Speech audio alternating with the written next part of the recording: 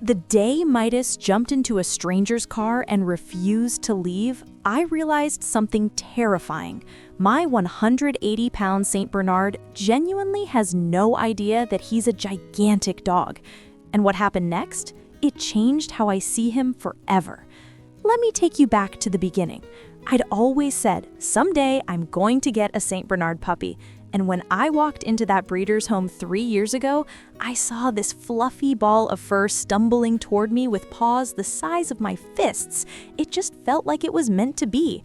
His brothers and sisters were playing rough, fighting over toys. But Midas? He came right up to me, sat on my feet, and looked up with those puppy dog eyes that would later become his most dangerous weapon. The night I brought him home, everyone was there waiting. My mom, my grandma, my sister, everyone wanted to meet the newest member of our family. And from that moment on, Midas became the center of everything. He's not just a pet, he's become the heartbeat of our home. But here's what breaks my heart.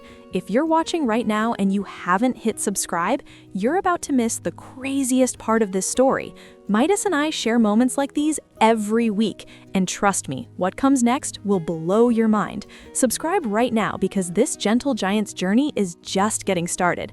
Now, here's where things got interesting. When Midas hit his teenage phase, everything changed overnight.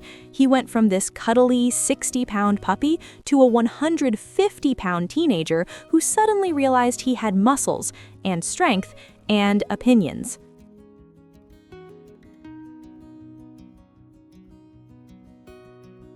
I'd say, Midas, let's go for a walk, and he'd just lay there, staring at me like I'd suggested we climb Mount Everest. Sometimes when he walks through my house, he genuinely looks like a lion, his fur flowing, his massive head held high, completely unaware that he's knocking over everything in his path. Picture frames? Gone. Coffee table decorations? Destroyed. My favorite lamp? Don't even get me started. But here's the thing that people don't understand about Saint Bernards. Everyone says they're big teddy bears who sleep all the time. That's completely false. Midas has more energy than most dogs half his size. He wants to play constantly, he wants to run, he wants to be involved in absolutely everything. And he still thinks he's small. Watch this. He'll try to squeeze into spaces meant for a chihuahua. Between two people on the couch, he's going for it. Behind the kitchen chair when thunder starts, that's his hiding spot. And my lap, that's still his personal throne, even though he cuts off all circulation to my legs within 30 seconds. The car situation is where it gets absolutely ridiculous. That incident I mentioned earlier, we were at a park and this nice family opened their minivan door to load groceries. Midas saw an opportunity and just jumped in, squeezed himself into their backseat like he owned the vehicle. The kids were screaming, the parents were in shock, and Midas, he just sat there wagging his tail like, "What? This isn't my car?"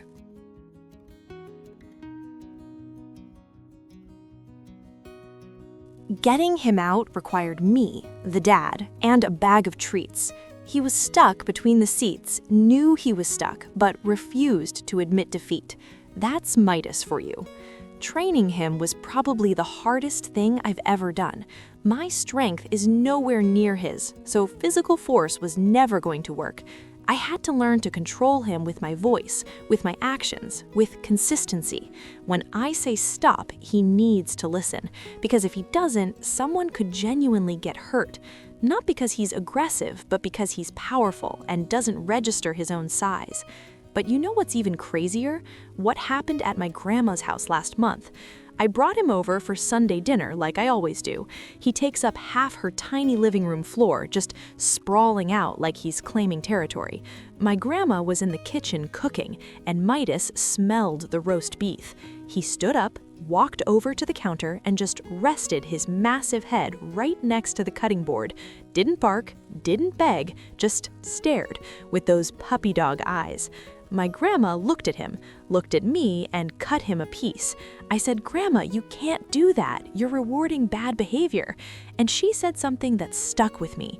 "Sweetheart, life's too short not to give love when someone asks for it."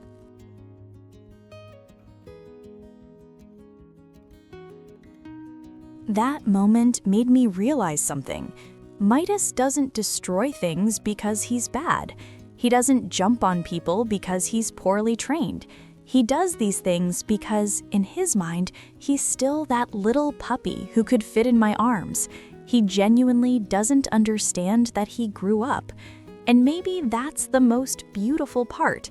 He still sees the world with that same innocent curiosity.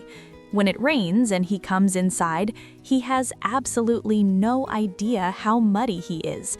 He'll bound straight onto my white sheets, the ones I just washed yesterday, and look at me confused when I gasped. What? Did I do something wrong?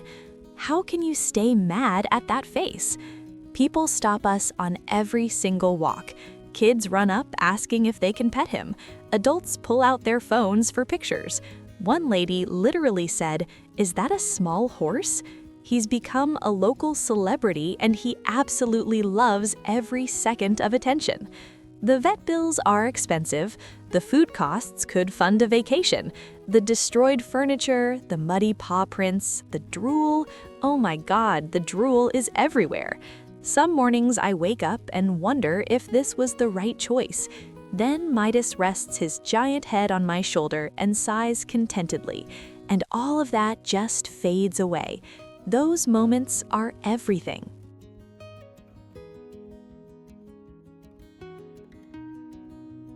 Now here's something that always starts debates in the comments. People constantly tell me I should have gotten a female Saint Bernard instead. They say females are calmer, easier to train, less destructive. They insist males are too stubborn, too hard to handle, too aggressive.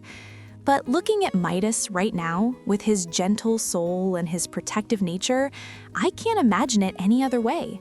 Sure, he's strong-willed.